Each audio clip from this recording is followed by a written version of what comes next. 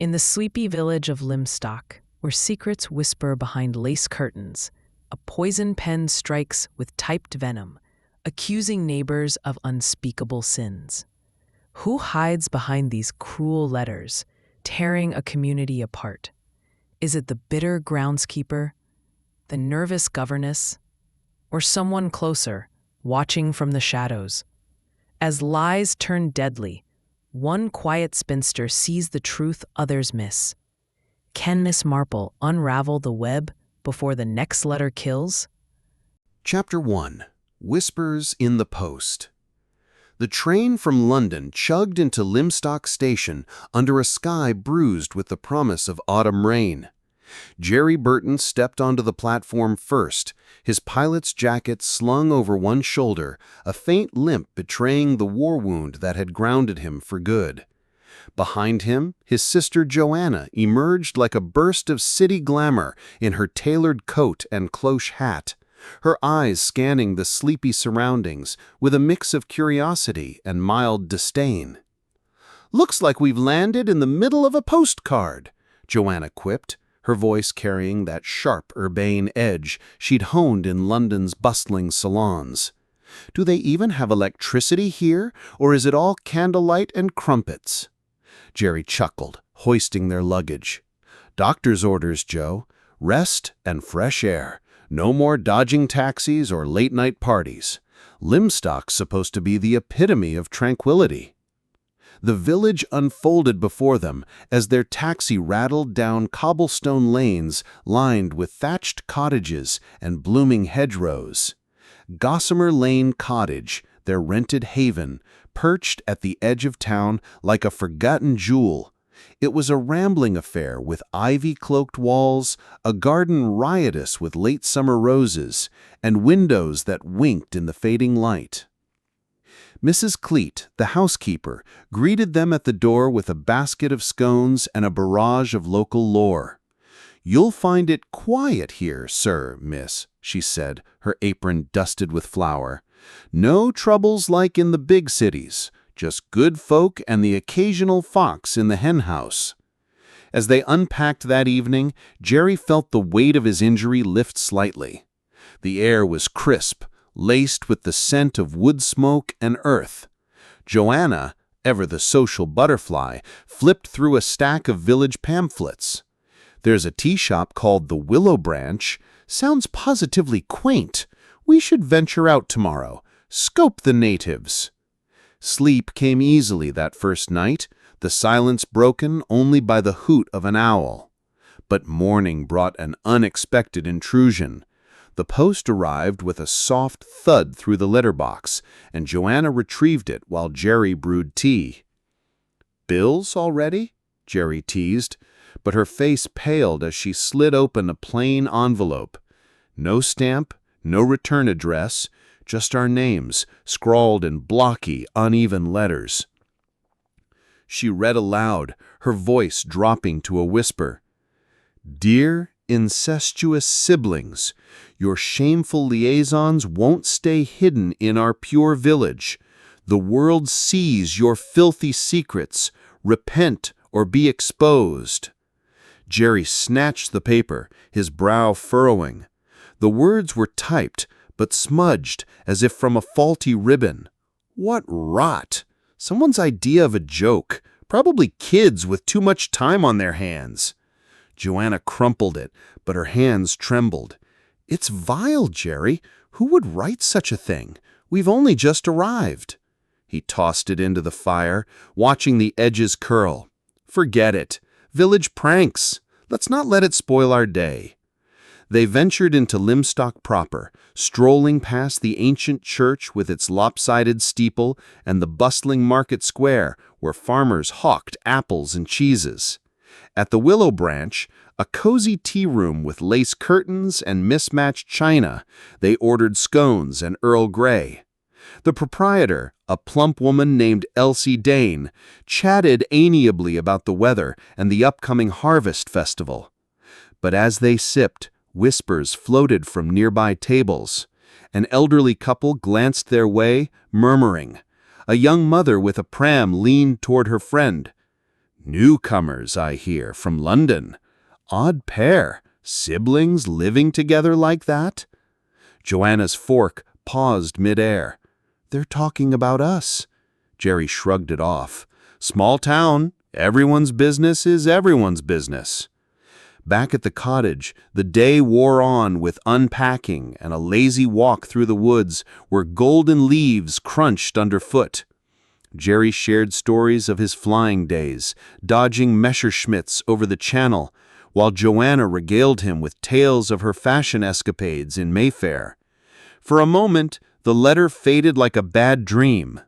That evening, as dusk painted the sky in purples, a knock echoed at the door.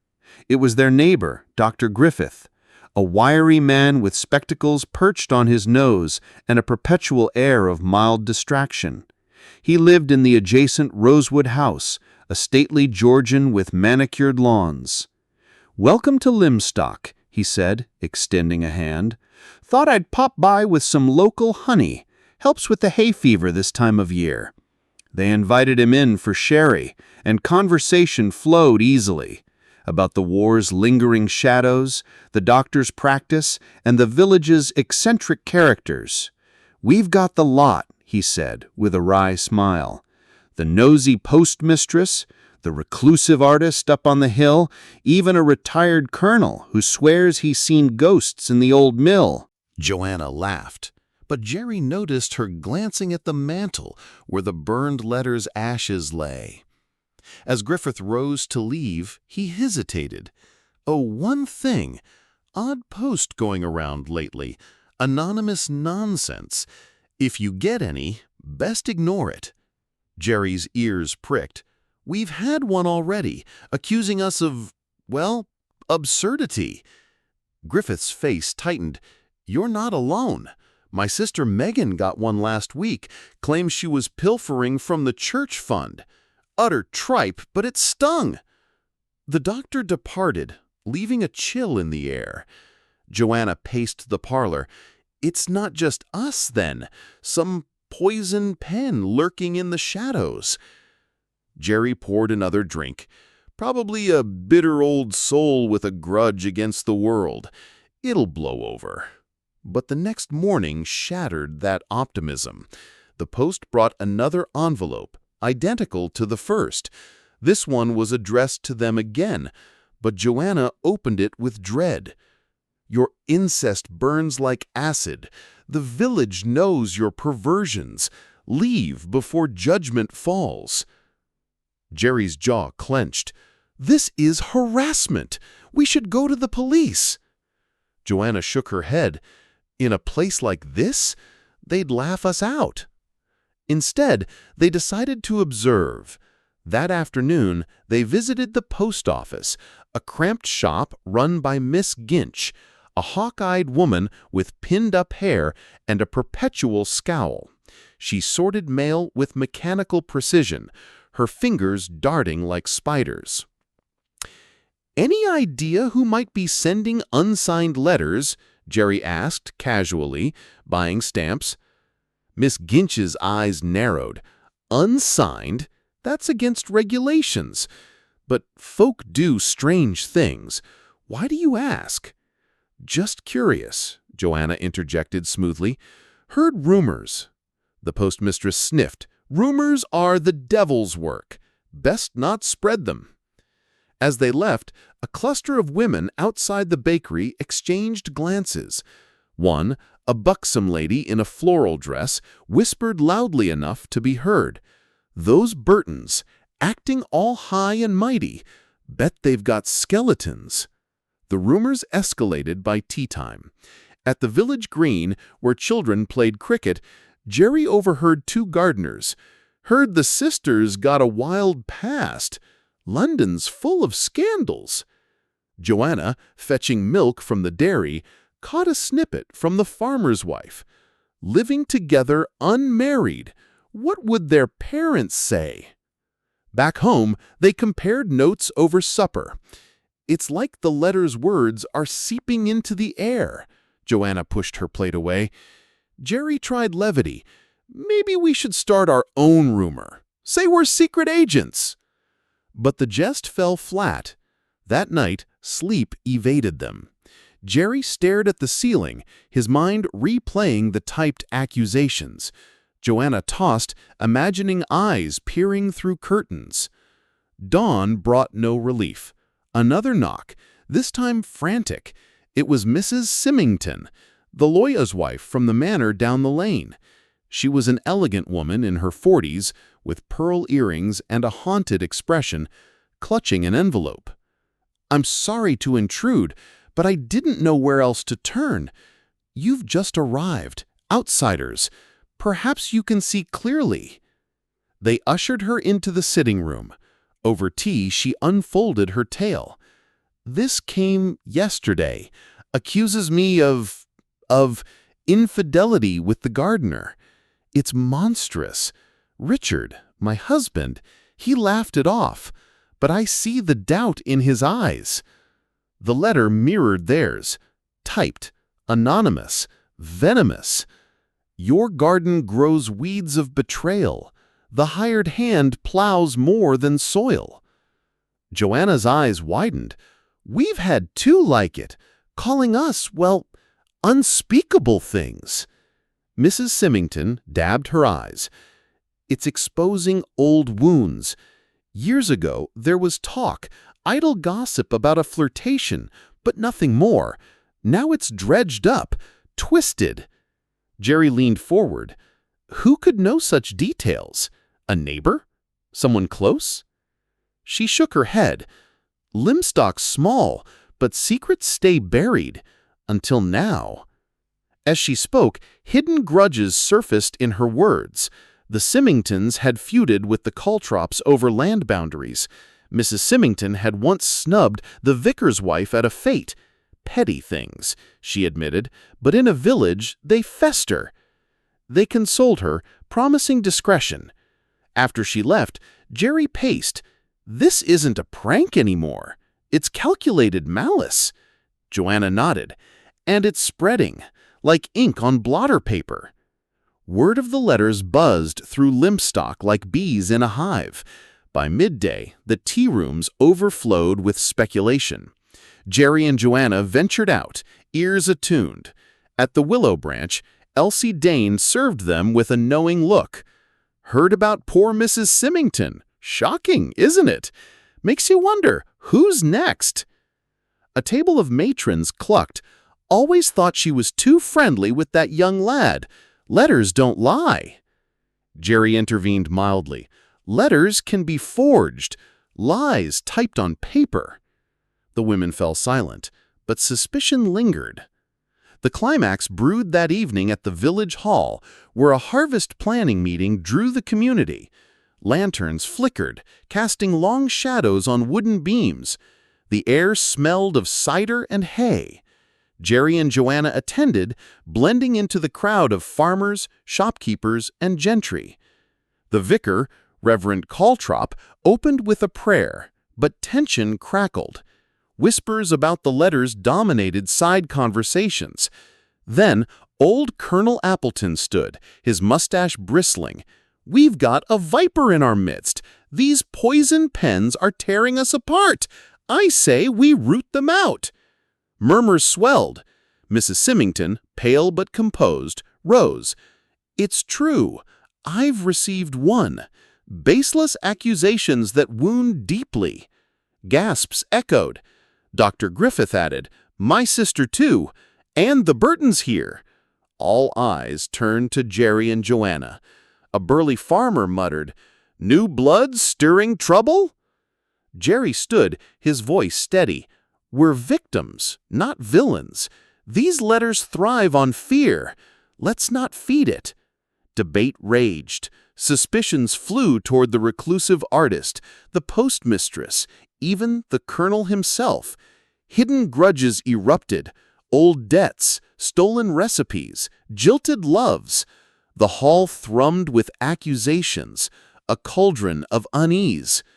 As tempers peaked, Joanna whispered to Jerry, "This is what the writer wants, division." Finally, the vicar called for calm. "Let us not turn on each other. Pray for guidance." The meeting adjourned amid simmering distrust, villagers filing out with sideline glances. Outside, under a star-pricked sky, Jerry and Joanna walked home. The chill wind carried faint echoes of arguments. Joanna shivered. "It's like a fog settling, darker than we thought." Jerry forced a laugh, defiant and ringing. "Then we'll be the light. Laugh it off, Joe. What else can we do?" His mirth cut the tension, a momentary balm. Yet as they reached the cottage, a shadow lingered, an unspoken hint that this was merely the first drop of venom, with deeper poisons yet to flow. Chapter 2. Shadows of Suspicion. The mist clung to Lymstock's rooftops like a reluctant lover as Jerry Burton set out for his morning constitutional. His limp had eased in the crisp air, and he relished the solitude of the winding paths beyond the village green. Wild blackberries dangled from thorny brambles, tempting him to pluck a few, their tart juice staining his fingers. But thoughts of the anonymous letters intruded, a nagging itch he couldn't scratch. Who was this shadow puppeteer pulling strings of malice? Back at Gossamer Lane Cottage, Joanna was already up, sketching fashion designs by the window.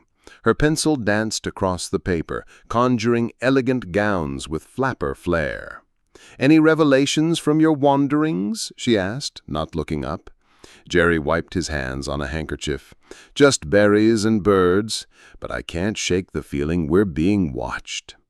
A soft rap at the door interrupted them.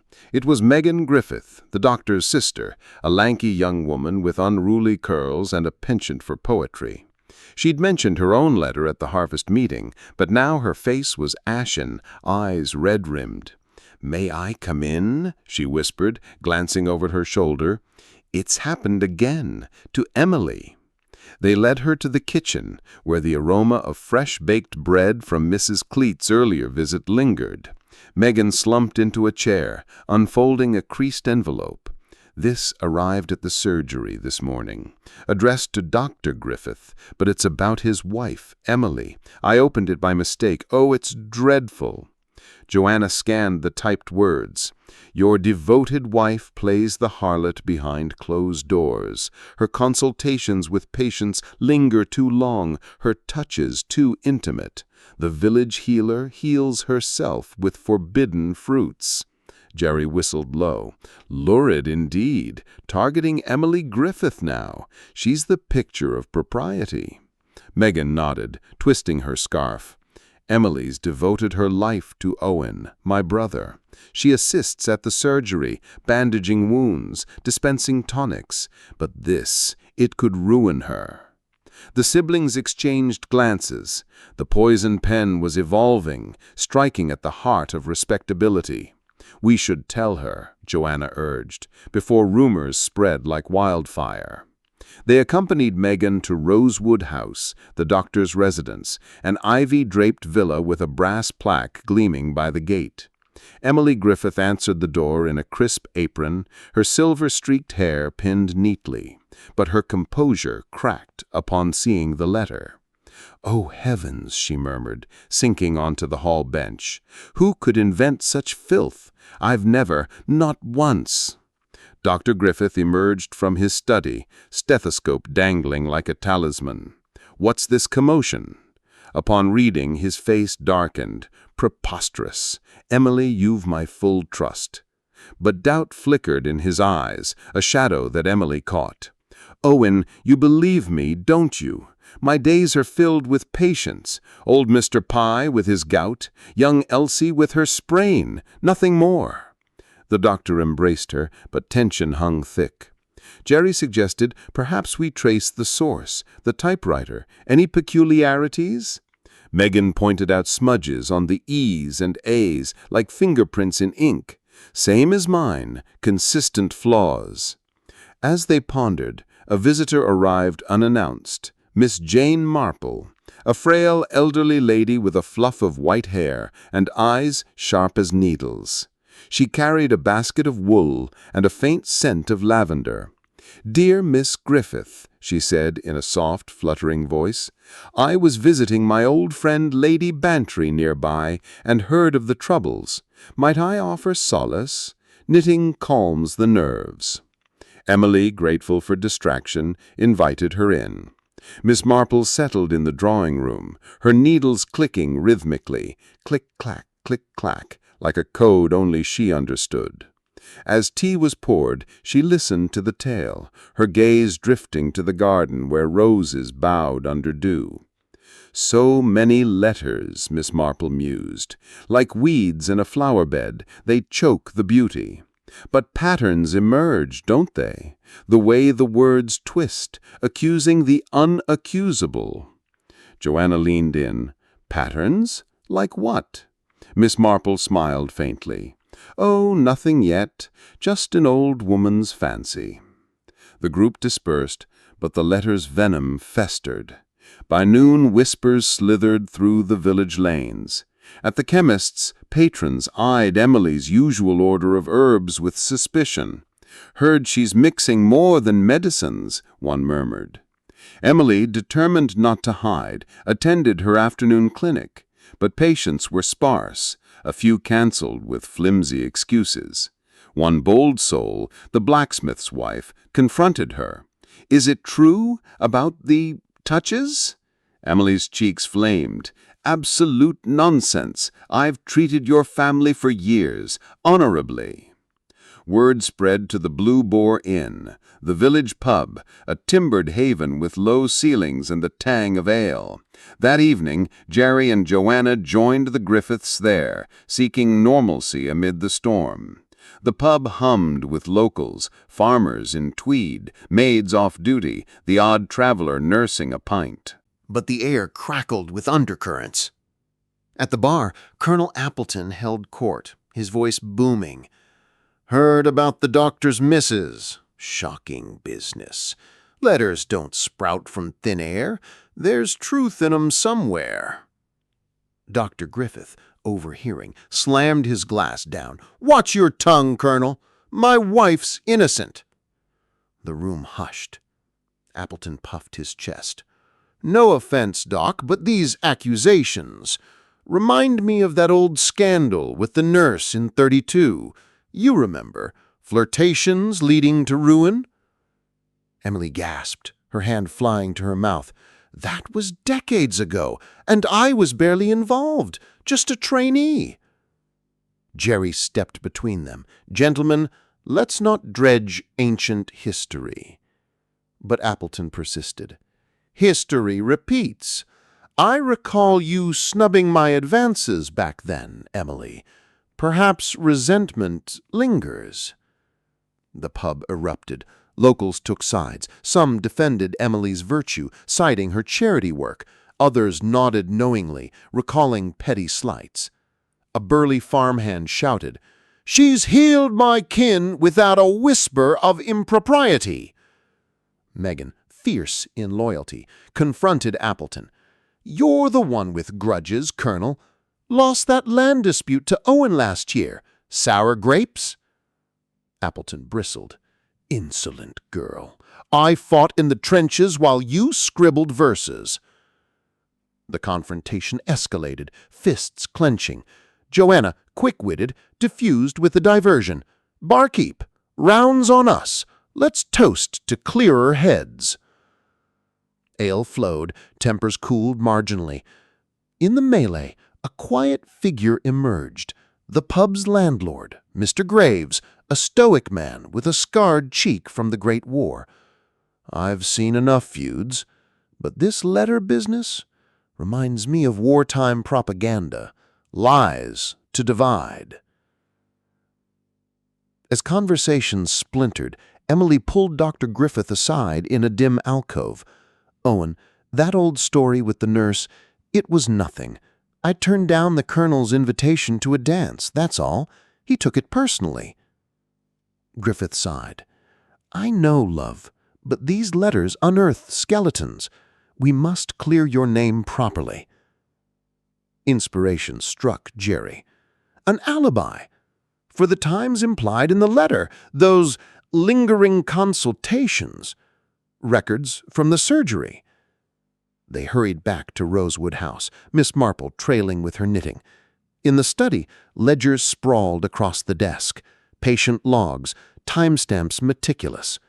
See here, Mr. Pye's visit last Tuesday, witnessed by his daughter, and Elsie Sprain, her mother chaperoned.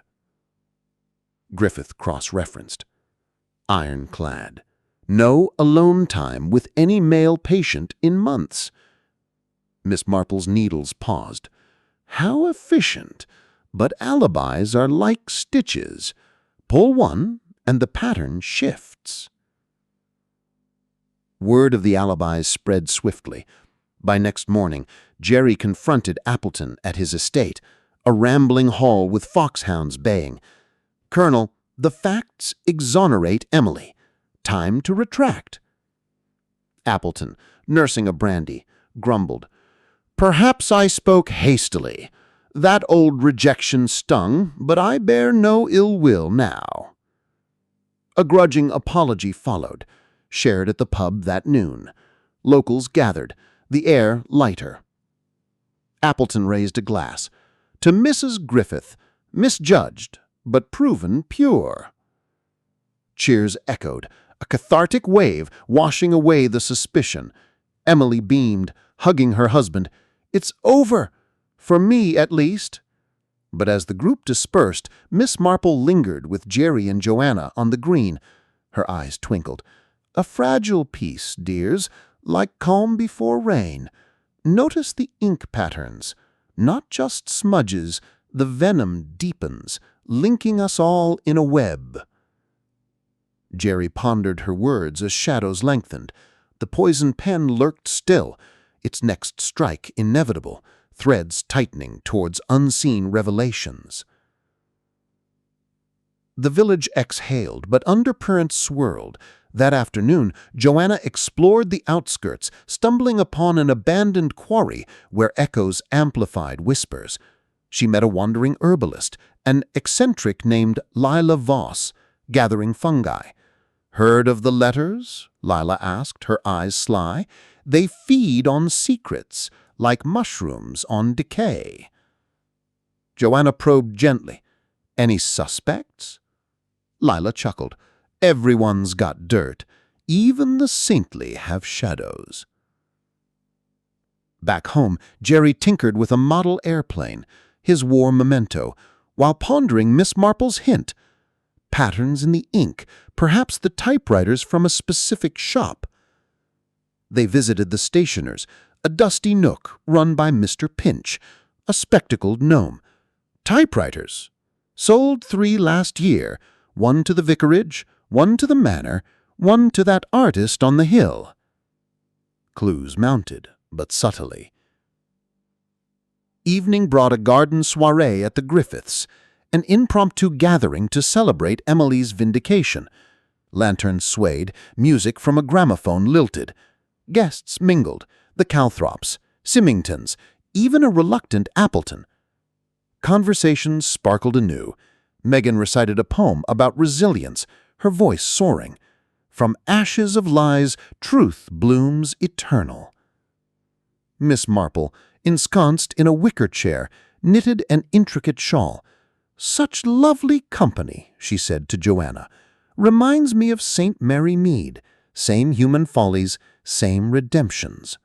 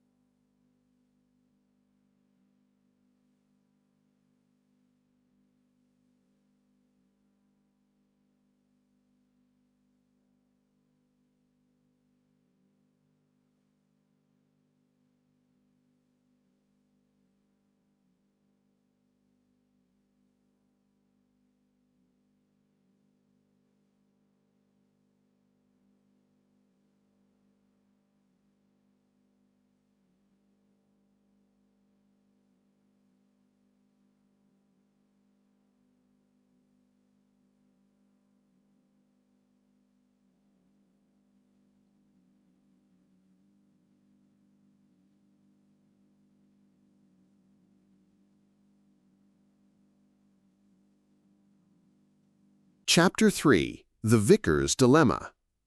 The morning mist clung to Lymstock like a shroud, draping the village in a hush broken only by the distant clang of church bells. Jerry Burton leaned against the garden gate of Gossamer Lane Cottage, his breath visible in the chill air, watching the village stir awake. Joanna, bundled in a woolen scarf, joined him, her eyes sharp despite the early hour. The poison pen letters had multiplied since the harvest meeting, their venom seeping into the village's veins, and the siblings felt the weight of unseen eyes. "Another day in paradise?" Joanna said dryly, sipping coffee from a chipped mug. "I swear, Jerry, I heard curtains twitching as I walked back from the bakery yesterday." Jerry nodded, his jaw tight. "It's not just us now. The whole place is on edge. Did you hear about the vicar?" Joanna's brow arched. "Reverend Calthrop? Don't tell me he's been hit." "Mrs. Cleet mentioned it at the market. Got a letter yesterday accusing him of all sorts, mishandling church funds, neglecting his flock. The poor man's reeling." The siblings set out for the village, determined to gauge the mood. The cobbled streets glistened with dew, and the air carried the scent of damp leaves and freshly baked bread. As they passed the ancient yew trees guarding St. Mary's Church, a figure emerged from the vestry door, Reverend Calthrop himself, his face drawn, his cassock slightly askew. He was a tall man, with thinning gray hair and eyes that usually twinkled with quiet humor, but today they were shadowed. "Morning, Burtons," he called, his voice strained but warm. "Care to join me for a moment? I could use the company." They followed him into the church, where sunlight filtered through stained glass saints, casting jeweled patterns on the stone floor. The pews smelled of polish and old hymnals, and a faint echo lingered from yesterday's choir practice. Calthrop sank onto a bench, clutching a crumpled envelope. "It's true, then?" Jerry asked gently. "The letters?" Calthrop nodded, unfolding the paper with trembling hands. The typed words leapt out, stark and cruel. "False shepherd, you fleece your flock while your heart strays from grace. The Lord sees your greed." Joanna's lips pursed. "It's monstrous. You've served this village for decades." The vicar managed a weak smile. 30 years next spring. But this cuts deep. It's not just the accusation of theft. It claims I've lost my faith, that I'm a hypocrite leading souls astray. I've had doubts, like any man, but to see it twisted so." Jerry leaned forward. "Any idea who might hold a grudge? Someone you've crossed?" The vicar sighed, rubbing his temples. "I've buried their loved ones, married their children, baptized their infants. You don't do that without stepping on toes. There was a row with Mr. Pye over the church roof fund. He wanted it spent on his pet organ restoration. And Mrs. Dane at the tea shop once took offense when I preached on gossip. But this feels personal." The siblings exchanged glances. The letters were no longer random barbs. They were surgical, plucking at private wounds. Joanna patted the vicar's arm. "You're not alone. We've had 2, and Mrs. Symington 1. Someone's playing a vicious game." The vicar straightened, resolve flickering. "Then we mustn't let it fester. I'll address the congregation tonight. A prayer vigil, perhaps. Clear the air." As they left the church, the village buzzed with a new undercurrent. Outside the grocer's, a knot of women whispered, their eyes darting toward the vicarage. "Stealing from the poor box," one muttered, "and him preaching holiness." Jerry clenched his fists, but kept walking. "They're swallowing it whole," he murmured. "This poison spreading faster than we thought." That afternoon, Lymstock's pulse quickened. Posters for the vigil appeared on lampposts, handwritten in Calthrop's neat script. "Join us at St. Mary's, 7 p.m. for prayer and unity against falsehood." The siblings decided to attend, sensing a chance to observe suspects. But first, Jerry had another idea. "Let's check the village shop," he said, pulling Joanna toward the high street. "That typewriter they use for receipts. It's old, clunky. Could be the one." The shop, a cluttered emporium called Pym's Emporium, was run by Mr. Pym, a wiry man with a pencil mustache and a penchant for overcharging. The typewriter sat on a counter littered with ledger books and biscuit tins, its keys worn and inky. Jerry feigned interest in a tin of toffee, casually asking, "Ever lend this machine out, Mr. Pym, for, say, local notices?" Pym's eyes narrowed, but his tone stayed genial. "That old beast barely works for invoices. Nobody borrows it, too heavy to lug about." Joanna leaned in, all charm. "Must be a pain to maintain. Ever have it serviced?" "Serviced?" Pym scoffed. "I bang it with a wrench when it jams. Why the interest?" "Just curious," Jerry said, but as they left, he whispered to Joanna, "The ribbon's smudged, like our letters, and Pym was cagey." They lingered outside, watching Pym through the window. He fiddled with the typewriter, then glanced furtively around before covering it with a cloth. Suspicion coiled in Jerry's gut, but he needed more than a hunch. As dusk fell, St. Mary's glowed with candlelight. Villagers filled the pews, their faces a mix of piety and unease. The Burtons slipped into a back row, scanning the crowd. Mrs. Symington sat rigidly beside her husband, her eyes red-rimmed. Dr. Griffith whispered to his sister Megan, who clutched a prayer book. Even Mr. Pye, the organ enthusiast, was there, his face sour as he fiddled with his cufflinks. Calthrop took the pulpit, his voice steady despite the strain. "My friends, we are tested tonight, not by God, but by a shadow among us. False words have struck, accusing the innocent, sowing discord. I too have been targeted, charged with betraying your trust. I stand before you to affirm my heart remains true." Murmurs rippled. A farmer called out, "What about the poor box? Folks say it's short." Calthrop's gaze didn't waver.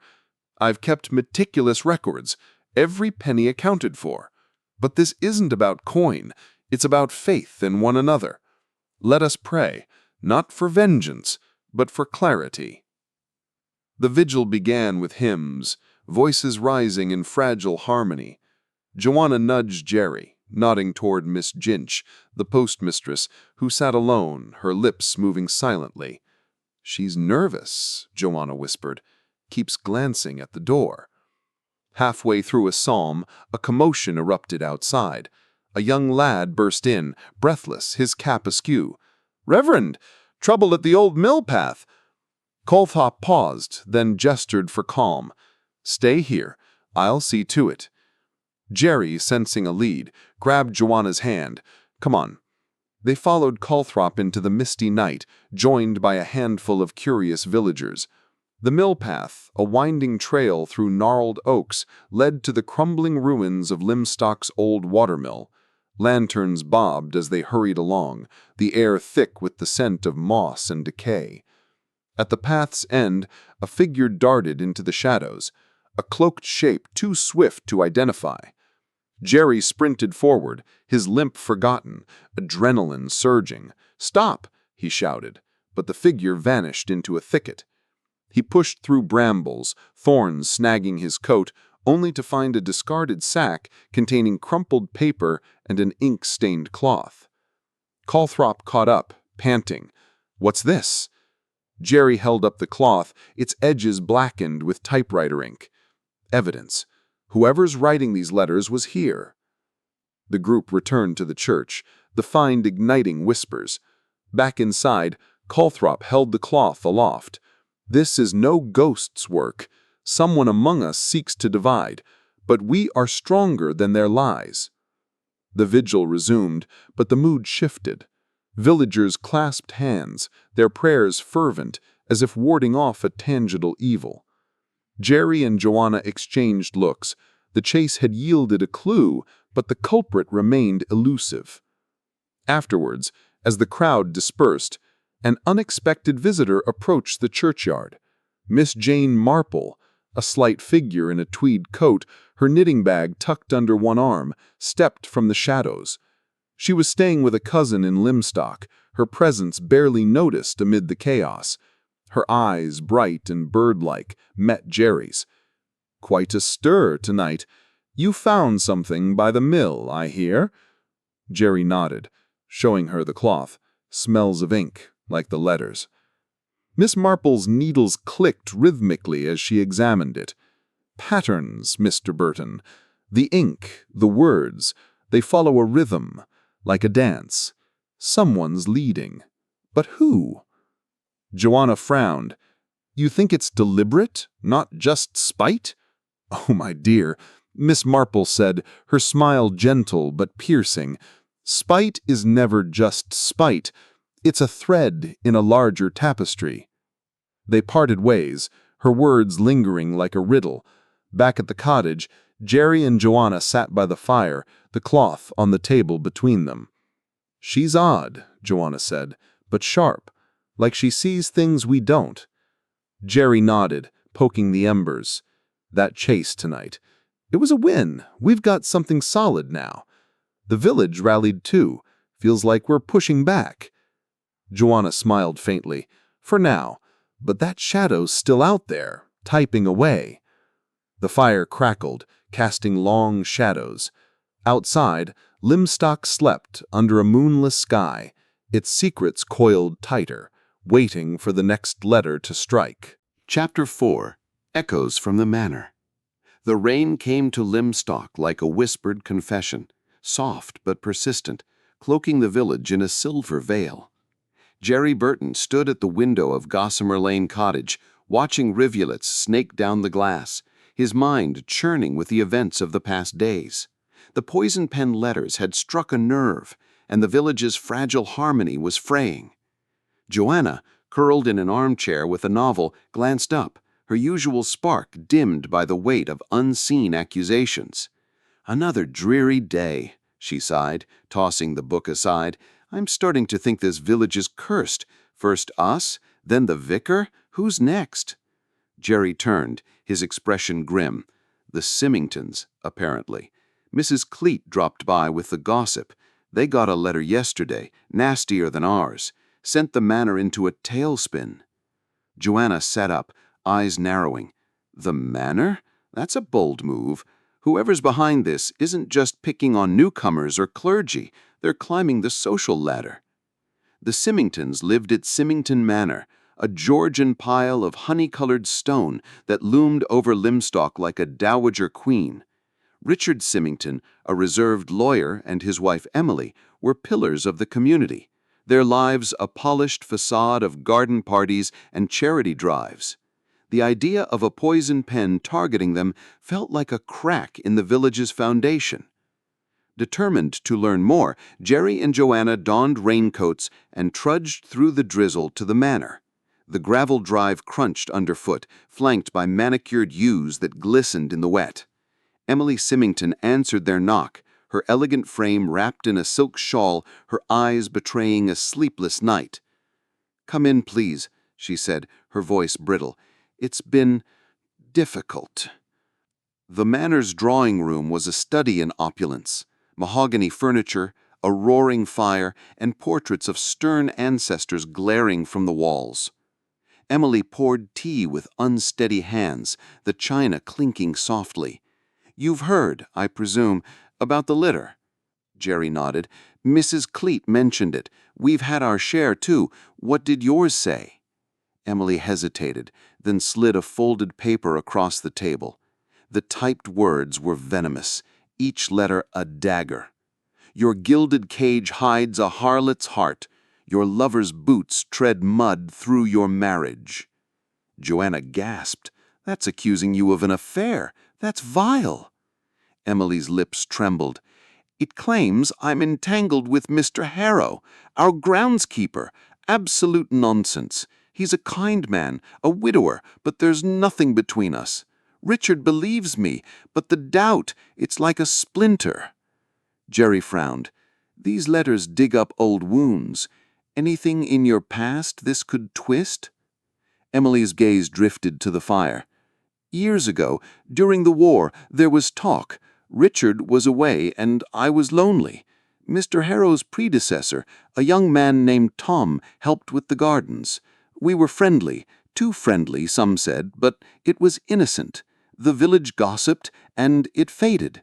Now this letter drags it back, twisted into something sordid." Joanna leaned forward, her voice gentle. "Who knew about that? Someone with a long memory?" Emily shrugged helplessly. "Half the village, I suppose. Gossip lingers here like damp." As they spoke, a soft knock interrupted. Agnes, the Symingtons' governess, entered with a tray of biscuits. She was a slight woman in her late 20s, with mousy hair and eyes that darted nervously. "Excuse me, ma'am, shall I fetch the children for their lessons?" Emily nodded, and Agnes retreated. Joanna's eyes followed her. "She seemed jumpy. Does she know about the letter?" Emily said, "She does. She's been with us a year, very loyal, but this has unsettled everyone." After tea, Emily offered a tour of the manor's grounds, perhaps to escape the stifling air indoors. The rain had eased, leaving a world washed clean, the lawns shimmering under a weak sun. As they strolled past rose beds, Joanna lagged behind, her curiosity piqued by a small outbuilding, a gardener's shed, its door ajar. "I'm going to poke around," she whispered to Jerry, slipping inside. The shed smelled of earth and turpentine, its shelves lined with tools and seed packets. In a corner, beneath a tarp, she found a box of old diaries, their pages yellowed. Flipping through one, she froze at an entry dated 1942. "Mrs. C. laughed with Tom today by the fountain. Too familiar. The village will talk." Joanna tucked the diary under her coat, rejoining the others. Back at the cottage, she showed Jerry the find. "This was written by someone in the household. Look at the detail, dates, times. It's like a spy's log." Jerry's eyes narrowed. Could be Agnes's predecessor, or someone still here feeding the poison pen. Their discovery fueled a plan. Joanna, with her knack for charm, decided to befriend Agnes, sensing the governess might hold a key. The next day, she invited Agnes for tea at the Willow Branch, framing it as a neighborly gesture. The tea room buzzed with locals, but Joanna steered Agnes to a quiet corner. "You must see so much at the manor," Joanna began, pouring tea. "All those secrets in old houses." Agnes smiled nervously, stirring her cup. "It's just work. The children keep me busy." Joanna pressed gently. "I found an old diary in the shed. Mentioned Mrs. Symington and a gardener, years ago. Ever hear stories like that?" Agnes's spoon clattered. Well, there's always talk. Old servants gossip, but I don't pry." Her unease was palpable, and Joanna changed tack, chatting about London fashion until Agnes relaxed. As they parted, Joanna slipped in, "If you ever hear anything odd, about letters, say, let me know. We're all in this together." That evening, the sky darkened early, storm clouds rolling in like an omen. Jerry and Joanna were invited to the manor for a small dinner, a gesture of solidarity from Emily. The dining room glowed with candlelight, but tension hung heavy. Richard Symington, a stern man with a lawyer's precision, spoke little, his eyes flicking to his wife. Their children, two solemn girls, ate quietly under Agnes's watchful gaze. Midway through dessert, a crash echoed from the hall. Richard leapt up, followed by Jerry. In the foyer, a window stood open, rain lashing the floor. A brick lay amidst shattered glass, a note tied to it. "Your sins soak the manor, no walls can hide them." Emily stifled a cry. Richard's face reddened. "This has gone too far. I'm calling the constable." Jerry examined the note. Same typed font, same smudged ink. They're getting bolder, throwing bricks now. Agnes, who was hovering nearby, wrung her hands. "I saw someone outside earlier, a shadow by the yews. I thought it was just the storm." Joanna's mind raced. The diary, Agnes's nerves, the brick. It was all connected. She pulled Agnes aside as the others cleaned up. "You saw something. Tell me." Agnes hesitated, then whispered. "It was tall, cloaked, moved fast toward the woods. I didn't want to cause a panic." The constable arrived, a gruff man named Barnes, who took the brick and note with a skeptical grunt. "Kids, probably. We're a drunk from the pub. We'll look into it." But Jerry wasn't convinced. As the storm raged, he and Joanna huddled in the manor's library, a cavernous room of leather-bound tomes. Emily joined them, her composure fraying. "I can't bear this," she admitted. "It's tearing us apart." Joanna handed her the diary. "We found this. It mentions you and Tom. Could someone be using it?" Emily's eyes widened. "This was Mrs. Harrow's, our old housekeeper. She died years ago, but someone must have kept it." The pieces clicked. The letter's details matched the diary's gossip, suggesting the poison pen had access to the manor's past. Jerry proposed a bold move. "Let's set a trap. Spread a false rumor about Emily, something only the culprit would latch onto." Emily agreed, her resolve hardening. At the next village fete, a charity bazaar in the town hall, she casually mentioned to a group of matrons that she had been visiting a sick aunt in Devon during a specific week in 1942, a lie, as she'd been in Lymstock.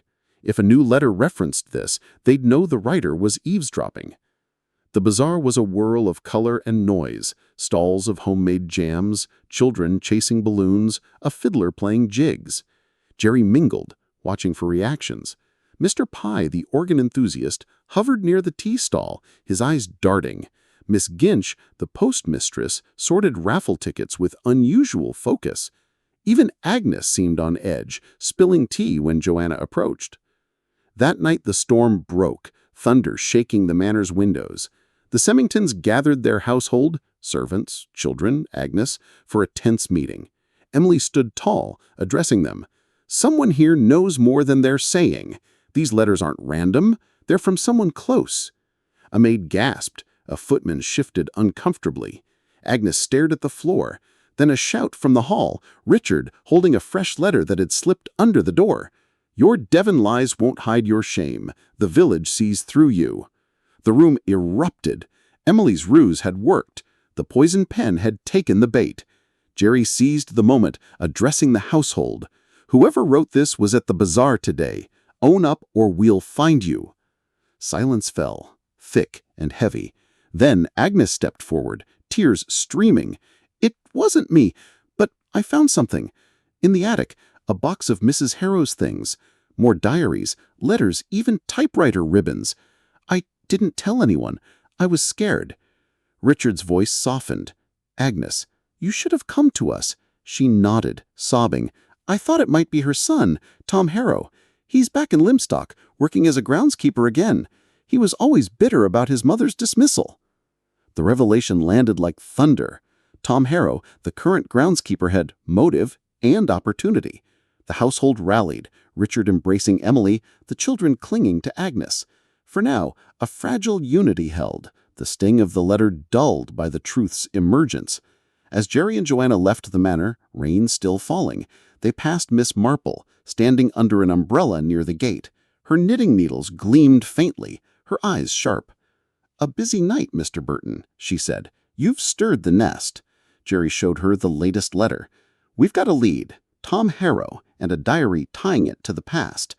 Miss Marple's lips curved. "A diary is a map, but the stamp on that letter, misplaced, slightly torn. It's a small thing, but it speaks of haste." Joanna frowned. "You think Harrow's cracking?" "Perhaps," Miss Marple said, her voice a soft warning. "But desperation breeds boldness. Mind the shadows." Back at the cottage, Jerry and Joanna sat by the fire, the diary and letter on the table. The manor's crisis had eased, a suspect in sight, but the poison pen's reach felt longer, its roots deeper. The storm outside roared, mirroring the unease within, as Lymstock braced for the next strike. Chapter 5. The Apothecary's Secret. The dawn broke over Lymstock with a deceptive calm, the sky a pale wash of gold that belied the storm's recent fury.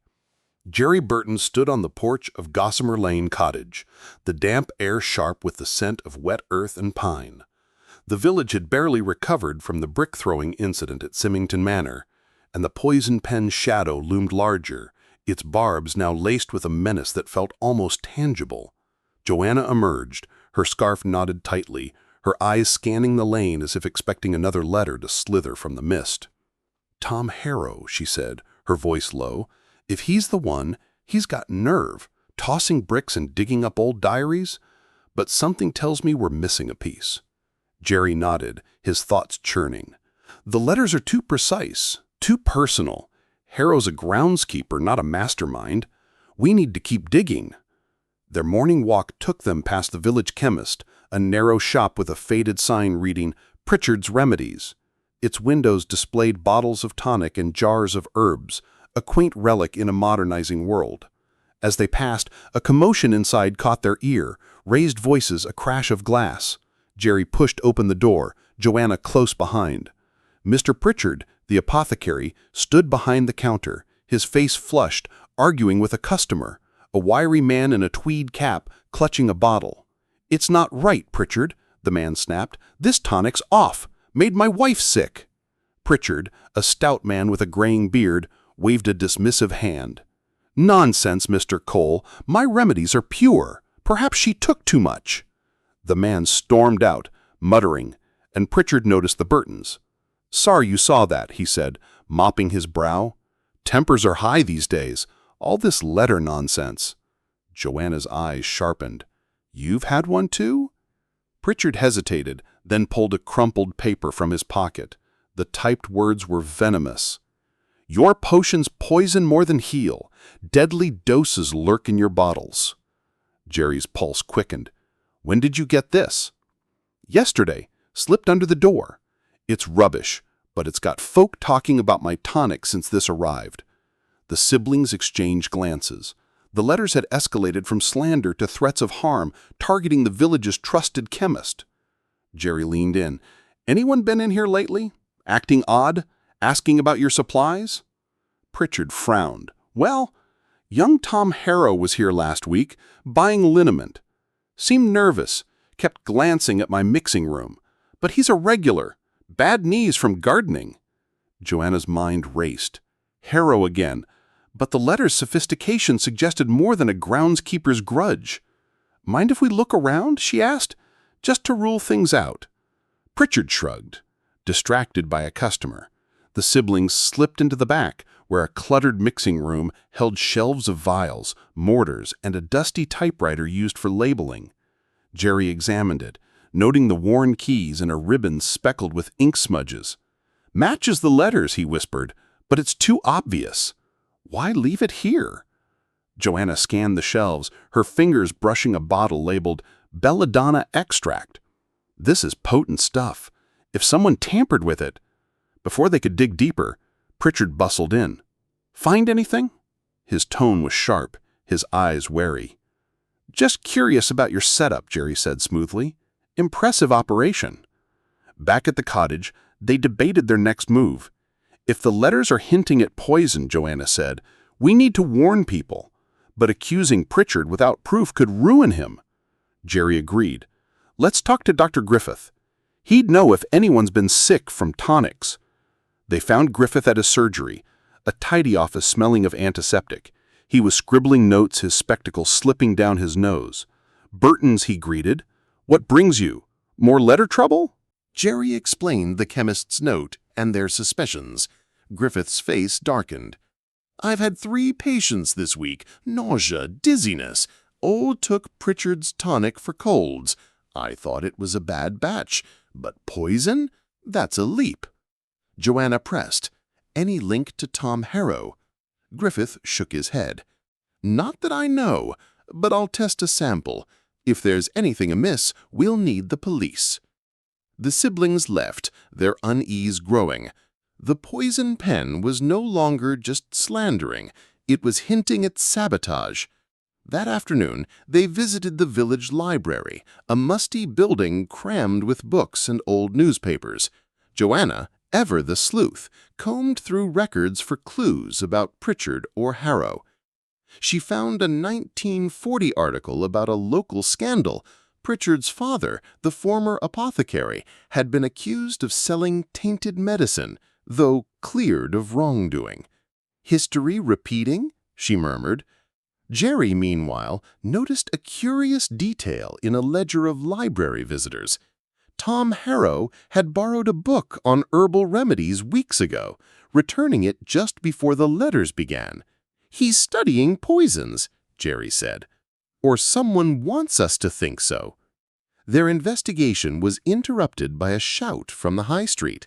A crowd gathered outside Pritchard's shop, where Mr. Cole, the angry customer, waved a bottle and bellowed, "He's trying to kill us! My wife's in bed, sick as a dog!" Jerry pushed through, calming cool. "Let's not jump to conclusions. Dr. Griffith's testing the tonic." Cole's eyes blazed. "You're new here. You don't know how deep this goes." The crowd buzzed with accusations, old grudges surfacing, Pritchard overcharging, favoring gentry over farmers, hoarding supplies during the war. Joanna whispered to Jerry, "This is what the letters want, chaos." Determined to act, Jerry proposed a bold plan. "Let's watch Pritchard's shop tonight. If someone's tampering, they'll need access after hours." As dusk fell, Lymstock huddled under a sky heavy with clouds. The siblings took up watch across from the chemist's, hidden in an alley behind a butcher's shop. The street was silent, save for the occasional clop of a horse cart. Hours passed, the cold seeping into their bones, when a shadow moved near the shop's back door. Jerry tensed, nudging Joanna. The figure, cloaked and hooded, jimmied the lock with practiced ease. "That's no amateur," Jerry whispered. He crept forward, Joanna following, their footsteps muffled by the damped cobblestones. The figure slipped inside, and Jerry eased the door open, peering into the dim mixing room. A lantern flickered, revealing shelves of bottles and a small wooden box on the counter. The intruder opened it, extracting a vial of clear liquid and pouring it into a tonic bottle. "Stop!" Jerry shouted, lunging forward. The figure whirled, knocking over a shelf in a cascade of glass. Joanna dove for the door, blocking the exit. In the chaos, the hood fell back, revealing not Tom Harrow, but Elsie Dane, the tea-room proprietor, her face pale with shock. "Elsie!"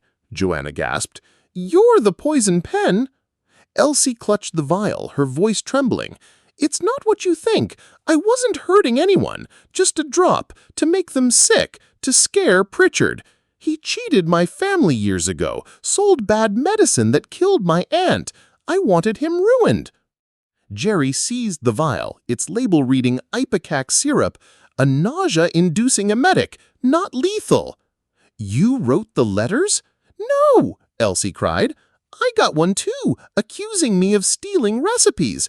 I just used the fear, found that typewriter in the shop's attic, used it to label my bottles." Joanna's mind raced. Elsie wasn't the mastermind, but a copycat, exploiting the letter's chaos. Who else knew about the typewriter? Elsie shook her head. "I don't know. I found it by chance." Before they could press further, Pritchard burst in, alerted by the noise. "What's going on?" he roared, then froze at the sight of Elsie. "You! Poisoning my tonics!" "It's not poison," Elsie sobbed. "Just ipecac, to make people sick, to scare Pritchard. He cheated my family years ago, sold bad medicine that killed my aunt. I wanted him ruined." Jerry seized the vial, its label reading ipecac syrup, a nausea-inducing emetic, not lethal. "Sorry you didn't enjoy this episode." Pritchard's face softened, a flicker of guilt in his eyes. "My father's mistake cost your family. I should have made amends." Jerry stepped in. "We need to tell the village. Clear your name, Pritchard, and stop this panic." By morning, Pritchard called a meeting at the village hall. The air was thick with tension, but he stood tall, flanked by the Burtons. "I've been accused of poisoning," he said, holding up the ipecac vial. "But it was sabotage, not by me. Elsie Dane acted out of old pain, not malice. My tonics are safe. Dr. Griffith's tests confirm it." The crowd murmured, some relieved, others skeptical. Cole, the angry customer, nodded grudgingly. "If the doctor says so, I'll trust it." Elsie, tearful, apologized. Publicly, her confession met with uneasy forgiveness. The village exhaled, the crisis averted, Pritchard's reputation salvaged. As the meeting ended, Jerry and Joanna slipped outside, where Miss Marple waited, her knitting needles clicking softly. "Well done," she said, her eyes twinkling. "You've lanced a boil, but the infection runs deeper." Jerry showed her the vial. "Elsie's not the poison pen, just a copycat. The real writer's still out there." Miss Marple's needles paused. "Indeed, the rhythm of these letters, their cadence, their cruelty, speaks of revenge, not mere mischief. Watch the threads, Mr. Burton. They weave tighter than you think." Back at the cottage, the siblings sat by the fire, the vial and Elsie's confession heavy between them. The village had won a small victory, but the poison pen's shadow lingered, its next strike looming like the storm that had passed but left the air charged with unease. Chapter 6. Veils of Deception. The late September sun cast a golden haze over Lymstock, but the village simmered with unease, as if the air itself held its breath. Jerry Burton strode through the market square, where stalls brimmed with apples and late-blooming asters, his thoughts tangled in the web of poison pan letters. The incident at Pritchard's shop had quelled one storm, but the true culprit remained a shadow, their typed venom still spreading. Joanna, at his side, adjusted her hat, her eyes scanning the crowd with a predator's focus. "Elsie Dane was a distraction," Joanna said, her voice low. "The real poison pen's playing a deeper game, and we're running out of moves." Jerry nodded, his jaw tight. "They're targeting everyone, newcomers, clergy, gentry, but why? What's the thread?" Their musings were cut short by a ripple of excitement near the post office. A sleek motor car, its chrome gleaming, purred to a stop, and out stepped a woman who seemed conjured from a cinema screen. She was tall, with raven hair pinned in elegant curls, her scarlet coat a stark contrast to Lymstock's muted palette. Whispers followed her like a breeze. "That's Vivian Laurent, the actress. Rented the old Dacre house for the season." Joanna's brow arched. "A celebrity in Lymstock? That's like a peacock in a hen house." The siblings watched as Vivian glided into the tea shop, drawing stares. Her arrival felt like a new piece on the chessboard, and Jerry sensed the poison pen wouldn't resist such a target. Sure enough, by noon, gossip reached them via Mrs. Cleet, who bustled into the cottage with a basket of eggs and a tale. "She's barely unpacked, and a letter's already hit Dacre House," Mrs. Cleet said, her eyes wide. "Accusing Miss Laurent of being a spy, of all things. Wartime secrets, they say, passed to the enemy." Jerry frowned. "A spy? That's a leap, even for our poison pen." Joanna's lips curved. "It's bold. She's high profile, perfect bait to stir the pot. We need to meet her." They headed to Dacre House, an ivy-draped manor on the village's edge, its windows glinting like watchful eyes. Vivian received them in a parlor adorned with Art Deco lamps and velvet cushions, her presence magnetic yet guarded. She offered sherry, her French accent soft but precise. "You're the Burtons, yes?" she said, her eyes assessing. "I hear you've been sniffing out this letter nonsense. Well, it's found me too." She handed them the note, its typed words dripping with malice. "Your glamorous mask hides a traitor's heart. Lymstock knows your wartime betrayals." Jerry's pulse quickened. "Any truth to this? Anything from your past they could twist?" Vivian laughed, a sound like breaking glass. "Darling, I'm an actress. My past is a tapestry of rumors. During the war, I performed for troops, dined with officers, British, French, even a German diplomat once before things turned sour. Gossip followed, but espionage? Absurd." Joanna leaned forward. "Who in Lymstock would know your history? These letters pull from deep wells." Vivian shrugged, her rings glinting. "I've only been here a week. My agent arranged the lease. Perhaps someone read the tabloids. My name's been splashed about." The siblings left Dacre House, their minds racing. The letter's wartime angle suggested a new motive, one tied to broader secrets. Joanna proposed a daring plan. "Let's go undercover. If Vivian's the target, The poison pen will show their hand at the right event. The perfect opportunity loomed, the annual Lymstock Masquerade Ball, hosted by the Symingtons to raise funds for the church roof. It was the village's grandest affair, where masks hid faces and tongues loosened. Joanna, with her flair for drama, saw a chance to blend in and watch for clues. They spent the next day preparing. Joanna rummaged through a trunk of old theatrical costumes, emerging with a silver Domenico lask and a sapphire gown that shimmered like moonlight. Jerry, less enthused, settled for a black mask and a borrowed tailcoat. "I feel like a pantomime villain," he grumbled. Joanna grinned. "Good. Villains notice things heroes miss." They also enlisted Vivian, who agreed to play bait. "I'll make a spectacle," she promised. "If the writer's there, they won't resist whispering." The ball was held in the manor's ballroom, a cavernous space aglow with chandeliers and festooned with ivy garlands. Villagers swirled in masks of feathers and velvet, their laughter edged with tension. The poison pen had cast a pall, and every glance seemed laced with suspicion. Jerry and Joanna mingled, their disguises granting anonymity. Vivian, resplendent in a gold mask and emerald dress, drew eyes like a flame draws moths. As a string quartet played, Joanna sidled up to Miss Ginch, the postmistress, who wore a peacock mask. "Lovely evening," Joanna said, her tone light. "Any odd post lately? Strange packages, perhaps?" Miss Ginch's feathers quivered. "Nothing but bills and invitations. Why do you ask?" "Just curious," Joanna said, but noted the woman's quick retreat to the punch bowl. Jerry, meanwhile, shadowed Mr. Pye, the organ enthusiast, whose harlequin mask did little to hide his sour expression. "Enjoying the ball, Mr. Pye?" Jerry asked, offering a cigarette.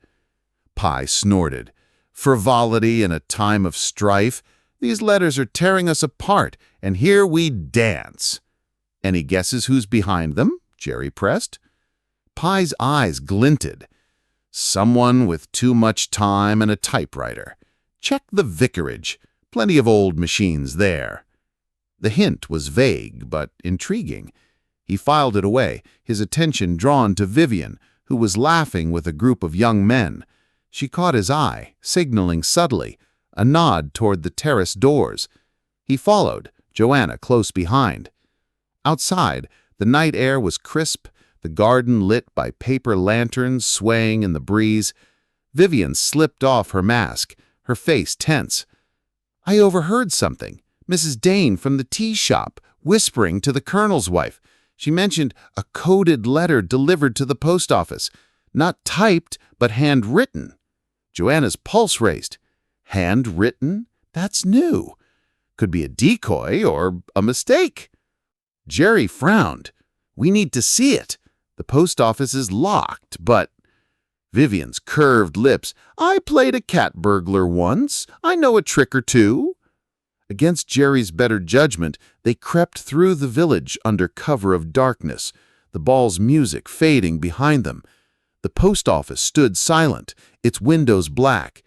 Vivian produced a hairpin, deftly picking the lock, a skill she swore came from stage research. Inside, the air smelled of ink and wax. Joanna rifled through a sorting tray, finding a bundle of letters tied with twine. One stood out, its envelope unmarked but sealed with red wax, the handwriting jagged and unfamiliar. She slid it open, revealing a single sheet. The actress hides codes in her songs. Her voice betrays the nation. No signature, but symbols. Dots and dashes lined the margins, resembling Morse code. Jerry's eyes narrowed. "This isn't the poison pen's usual style. It's too theatrical." Joanna nodded. "A forgery, maybe. Someone's trying to frame Vivian or throw us off." They pocketed the letter, relocking the door and returning to the ball just as the clock struck midnight. Masks were coming off, revealing flushed faces and nervous smiles. Vivian took the stage, her voice clear as she addressed the crowd. "I've heard the whispers." She held up the handwritten letter. "This accuses me of treachery, but it's a lie, and I'll prove it." She handed the letter to Constable Barnes, who'd been hovering near the buffet. "Check the handwriting," she urged. "It's not the typed poison we've seen." The crowd gasped, murmurs swelling. Barnes, gruff but fair, nodded. "We'll compare it to the others. If it's a fake, we'll know." Joanna whispered to Jerry, "She's turning the tables. If the poison pen's here, they're squirming." The ball ended in a whirl of speculation, Vivian's honor restoring her as a village darling. As the siblings walked home, the moon cast long shadows, and they found Miss Marple waiting by their gate, her knitting bag slung over her shoulder. "A lively evening," she said, her eyes twinkling. "Ms. Lawrence quite the strategist." Jerry showed her the handwritten letter. "It's not the poison pen's work. Someone's muddying the waters." Miss Marple's needles clicked softly. "Oh, but it's part of the dance. The poison pen weaves a web, but others spin their own threads. Grudges, fears, old loves. These symbols," she tapped the Morse code, "are a flourish, but the heart of it is personal. Always personal." Joanna frowned. "You think the poison pen's targeting Vivian to distract us?" "Or to reveal themselves," Miss Marple said. "Every mask slips eventually." Back at the cottage, Jerry and Joanna pored over the letter, its symbols taunting them. The village had rallied behind Vivian, her honor restored, but the poison pen's true hand remained hidden, its motives a tangled knot of vengeance. The night stretched on, Lymstock's quiet facade masking a pulse of secrets, ready to erupt. Chapter 7. Threads Unraveling. The fog rolled into Lymstock like a thief, muffling the village in a gray embrace that dulled the clatter of morning carts and the chatter of market vendors. Jerry Burton stood at the edge of the village green, his coat damp from the mist, his mind heavy with the poison pen's unrelenting grip. The letters had struck like arrows, first at the Burtons, then the vicar, the Symingtons, the apothecary, and now the glamorous Vivian Laurent. Each barb had peeled back layers of the village's secrets, but the latest blow was the darkest yet. Joanna joined him, her scarf pulled tight, her eyes shadowed by sleeplessness. "It's gone too far," she said, her voice sharp. "Mrs. Cleet was at the cottage at dawn, nearly in tears. A suicide, Jerry. Mrs. Price, the seamstress, found dead last night, with a forged note." Jerry's stomach churned. "Forged? Like the poison pen's work?" "Exactly like it," Joanna said. "Typed, accusing her of stealing from clients. They found her in her shop, a bottle of laudanum empty beside her." The news hit Lymstock like a thunderclap. Mrs. Price, a quiet widow known for her deft needlework, had been a fixture in the village, her tiny shop a haven of gossip and tea. The idea that she'd taken her life under the weight of a lie was a wound too deep to ignore. The siblings headed to the high street, where a crowd gathered outside the seamstress's shop, its windows dark, a constable's rope barring the door. Constable Barnes stood grim-faced, fending off questions. "No gawking now! It's a tragedy, not a spectacle." Jerry caught his eye. "The note, was it typed, like the others?" Barnes nodded curtly. "Same font, same smudge. But it's with the coroner now. We'll know more soon." Joanna pulled Jerry aside. "This isn't just slander anymore. It's murder by proxy. We need to end this." Their resolve hardened. They sought out the one person whose quiet insight had guided them before, Miss Jane Marple. They found her at her cousin's cottage, a cozy nook tucked behind the church, where she sat by a window, knitting a delicate shawl. Her eyes, bright as polished stones, met theirs with a knowing glint. "You've heard about poor Mrs. Price," she said, her needles clicking softly. "A terrible loss, but not unexpected, I fear." Jerry frowned. "You think the poison pen meant for this?" Miss Marple's lips pursed. "Intent is a slippery thing, Mr. Burton, but each letter builds pressure like a kettle left to boil. Someone knew Mrs. Price's heart was fragile. Her husband's death last year, her debts. The right words, cruelly placed, can push a soul over the edge." Joanna leaned forward. "We've got suspects. Tom Harrow, Elsie Dane, even Miss Ginch, but none fit perfectly. The letters are too clever, too connected." Miss Marple's needles paused. "Connections, yes. Every letter is a thread, woven from the village's past. You must look at the pattern, not just the knots." Her words sparked a plan. The inquest into Mrs. Price's death was set for that afternoon at the village hall, a somber affair where the coroner would probe the tragedy. Jerry and Joanna decided to attend, hoping to spot the poison pen among the mourners or catch a slip in the web of lies.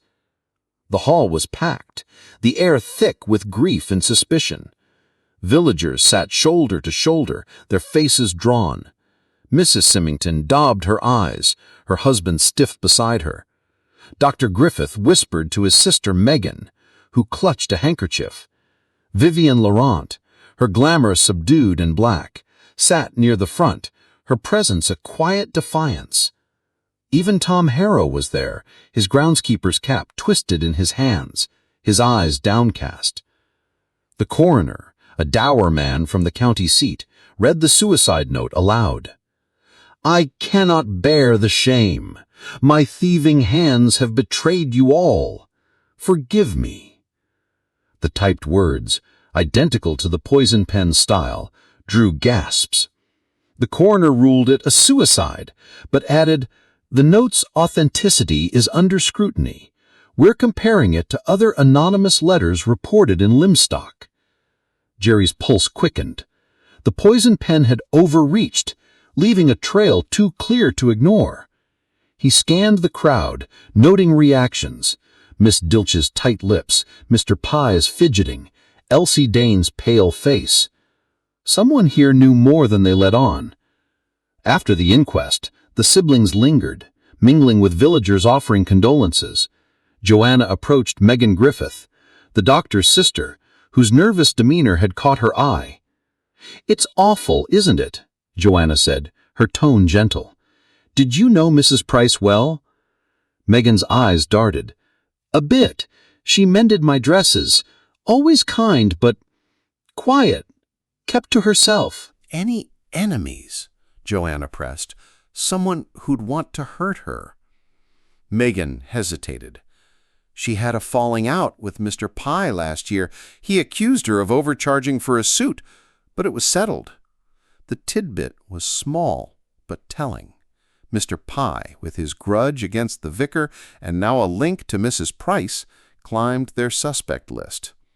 Jerry, meanwhile, cornered Constable Barnes outside. "Any leads on the typewriter? We know it's not Pritchard's, it's been cleared." Barnes scratched his chin. "We're checking every machine in the village. The vicarage has an old one, and the schoolhouse, but it's slow work."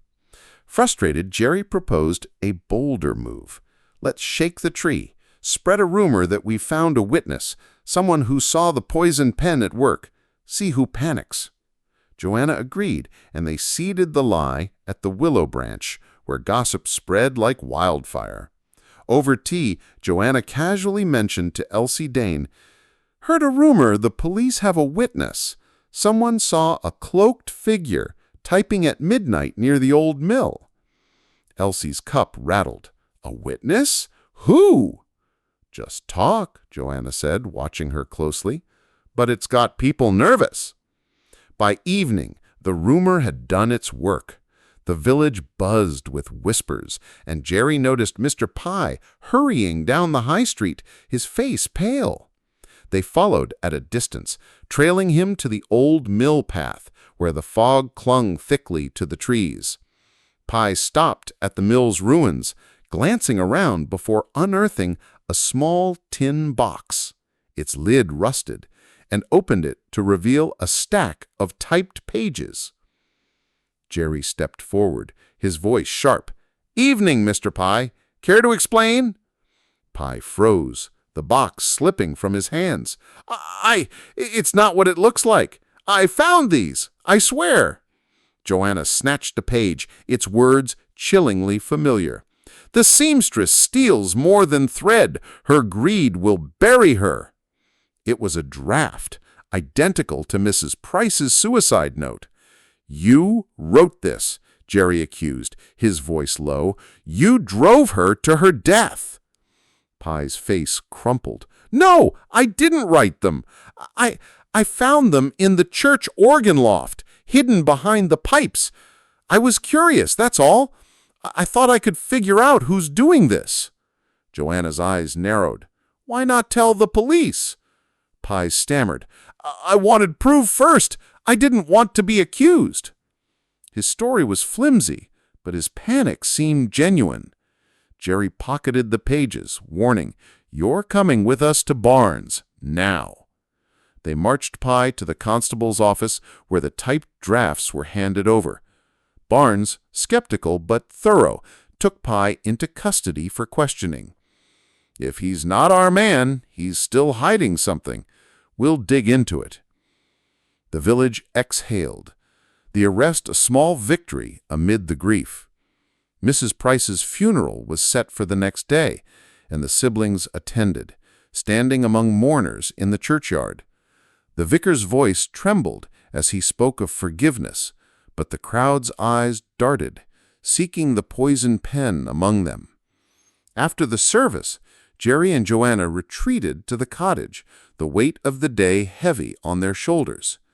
They spread the drafts on the table, their typed words a grim reminder of the cost. Joanna traced a smudged letter. "Pye's not the mastermind. He's too flustered, too petty. But he's part of it, maybe a pawn." Jerry nodded. "The organ loft's a strange hiding place. Someone with access to the church, someone trusted."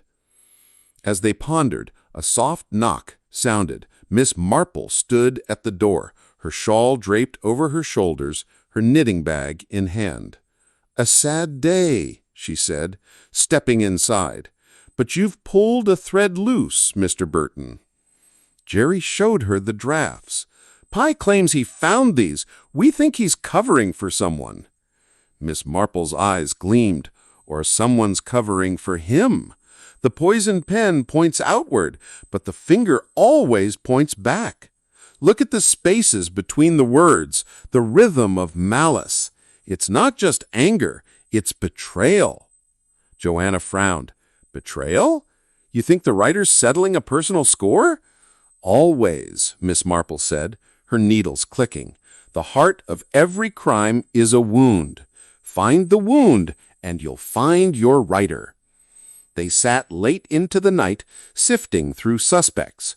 Tom Harrow's bitterness, Elsie Dane's vendetta, Miss Ginch's access to the post, even Vivian's wartime rumors, all threads in a tangled web. Pye's arrest had stanched the bleeding, but the poison pen's pulse still beat, its next move a shadow waiting to fall. The fog outside thickened, Lymstock's secrets cloaked in its folds, as the siblings braced for the final unraveling. Chapter 8. The Quiet Reckoning. The late September twilight draped Lymstock in a hush, as if the village itself held its breath, waiting for the poison pen's final stroke. Jerry Burton stood by the fire in Gossamer Lane Cottage, the glow casting shadows on the walls where the latest letter lay, its typed words a taunt. The truth squirms in the light. No one escapes judgment. The suicide of Mrs. Price and the arrest of Mr. Pye had shaken the village, but the letters persisted, each one a needle piercing deeper into Lymstock's heart. Joanna paced, her silhouette sharp against the lamplight, her voice taut with frustration. "We're close, Jerry," she said, tossing her scarf onto a chair. "Pye's a cog, not the machine. The real writer's laughing at us, hiding in plain sight." Jerry nodded, his jaw tight. "Every letter's a clue, but we're missing the why. It's not just chaos, it's personal, like Miss Marple said, a wound." Their musings were interrupted by a knock, soft but insistent. Mrs. Cleet, their housekeeper, stood at the door, her apron twisted in her hands. "It's the vicar," she whispered. "He's called a meeting at the manor tonight. Says Miss Marple's got something to say, something to end this nightmare." The siblings exchanged glances. Miss Marple, with her quiet wisdom and unassuming air, had been a guiding thread through the chaos. If she was ready to speak, the endgame was near. They grabbed their coats and headed to Symington Manor, where the village's elite gathered under the weight of shared dread. The manor's drawing room was a haven of warmth, its fire crackling against the chill evening. Crystal decanters gleamed on a sideboard, and the air smelled of beeswax and old books. The Symingtons sat stiffly, Emily's face pale, Richard's hands clasped tightly. Dr. Griffith and his sister Megan hovered near the window, their whispers hushed. Vivian Laurent, her glamour subdued in a simple black dress, sipped sherry, her eyes darting. Agnes, the governess, stood by the children, her nervous fingers smoothing their hair. Even Tom Harrow, released from suspicion but still wary, lingered near the door, his groundskeeper's boots scuffed. Miss Marple entered last, her tweed coat dusted with mist, her knitting bag slung over one arm. She settled into an armchair, her presence commanding despite her unassuming demeanor. The room fell silent, all eyes on her. "Thank you for coming," she began, her voice soft but clear, like a bell through fog. "Lymstock has suffered under a shadow, a poison pen that has wounded hearts and taken a life. Tonight, we unravel the threads." Jerry leaned forward, his pulse quickening. Joanna gripped his arm, her eyes fixed on Miss Marple, who opened her bag and placed a stack of letters on the table, each one typed, smudged, venomous. "These letters," Miss Marple said, "are not random. They are a tapestry woven with intent. Each targets a specific pain, a hidden shame, but the pattern reveals the weaver." She held up the first letter, sent to the Burtons. "It accused you of scandal, exploiting your newness to Lymstock. A test to see how the village would react." She turned to Emily Symington. "Yours struck at old gossip, an old wartime friendship twisted into betrayal. Precise, calculated to wound your marriage." Richard's face tightened, but he nodded. Miss Marple continued, lifting the vicar's letter. "Reverend Calthrop's faith was questioned, his integrity mocked. A blow to the village's moral core." She paused at Vivian Laurent's letter. Miss Laurent's accused of espionage, a dramatic flourish to stir fear of outsiders. And poor Mrs. Price, her note, forged to mimic the poison pen, pushed her to desperation. Joanna whispered, "But who? We've chased shadows, Harrow, Pye, Elsie Dane." Miss Marple's eyes gleamed. "Shadows, yes, but shadows cast by a single light. Let us consider the clues. The typewriter, old and smudged, found in places it shouldn't be, Pritchard's shop, the church loft. The diaries in the manor's shed, detailing long-buried secrets.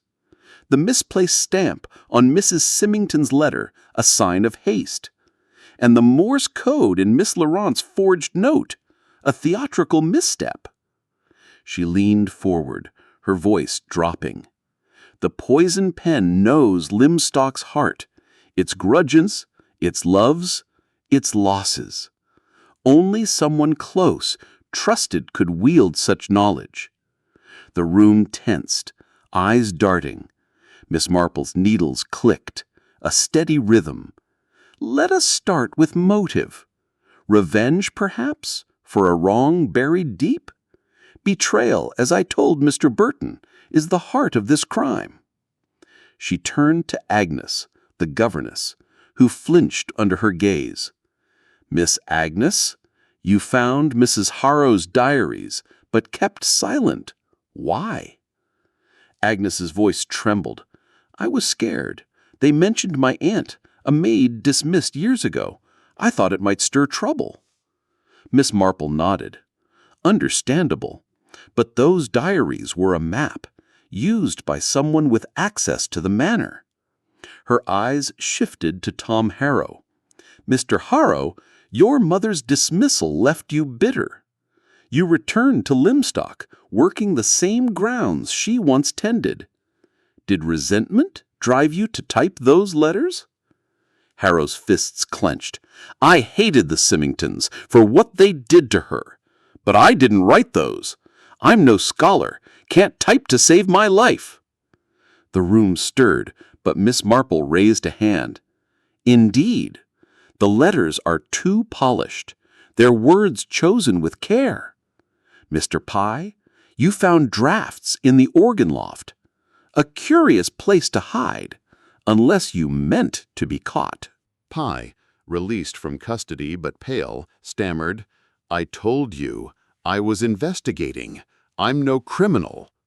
Miss Marple's smile was gentle but piercing. No, but you're a collector of secrets, aren't you? Always listening, always noting. Yet you're not our writer. The poison pen is bolder, more intimate. Her gaze settled on Megan Griffith, who sat rigid, her handkerchief twisted. Miss Griffith, you've been quiet through this storm. Your brother received a letter accusing you of theft, yet you've stayed in the shadows, watching. Megan's eyes widened. I've done nothing. I'm just a nurse, helping Owen. Miss Marple's needles paused. A nurse, yes, with access to every home, every confidence. You hear whispers at bedsides, secrets in sick rooms. You know the village's pulse. The room froze. Dr. Griffith rose, his voice sharp. That's absurd. Megan's devoted to her work. But Miss Marple continued, relentless. During the war, Miss Griffith, you nursed at a hospital in London. You fell in love with a soldier, a young man named Edward Price, Mrs. Price's son. He died in battle, and you blamed the village for his enlistment, for the gossip that drove him to prove himself. Megan's face drained of color. How do you know that? Lymstock is small. Old letters, old loves, they linger. I spoke to your aunt, Mrs. Cleet's sister, who remembered your grief. You returned here after the war, nursing your anger. When Mr. Symington handled your father's estate, a small inheritance was lost to legal fees. You felt cheated. When Mrs. Price refused to speak of her son, you felt betrayed. The letters began as revenge, a way to punish those who'd hurt you. Joanna gasped. Megan? But she's so unassuming. Miss Marple's eyes softened. The quiet ones often carry the deepest wounds. The typewriter, an old relic from the hospital, was kept at your brother's surgery.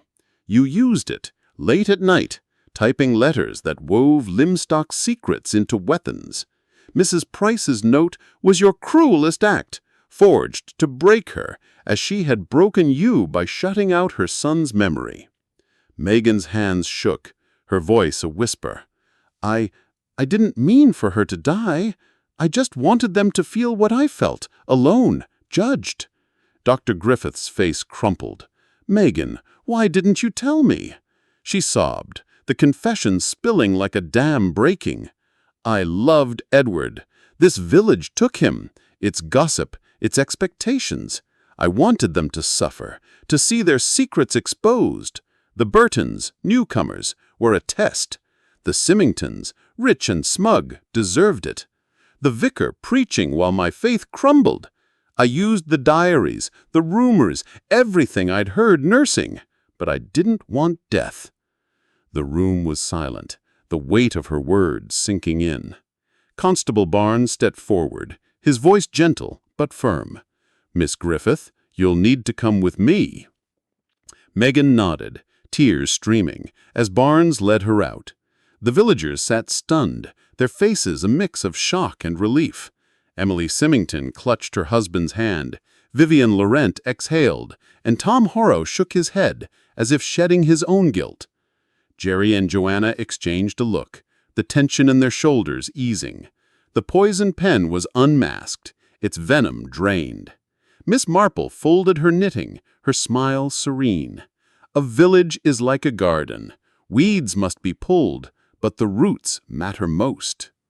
As the gathering dispersed, the siblings walked home under a sky clearing to stars. Lymstock felt lighter, its wounds laid bare, but ready to heal. At the cottage, they sat by the fire, the last letter burned to ash. Joanna sighed. "She was right beside us all along, quiet, unnoticed." Jerry nodded. Like Miss Marple said, betrayal is the heart of it. Megan's was the deepest cut. The next morning, Lymstock stirred anew.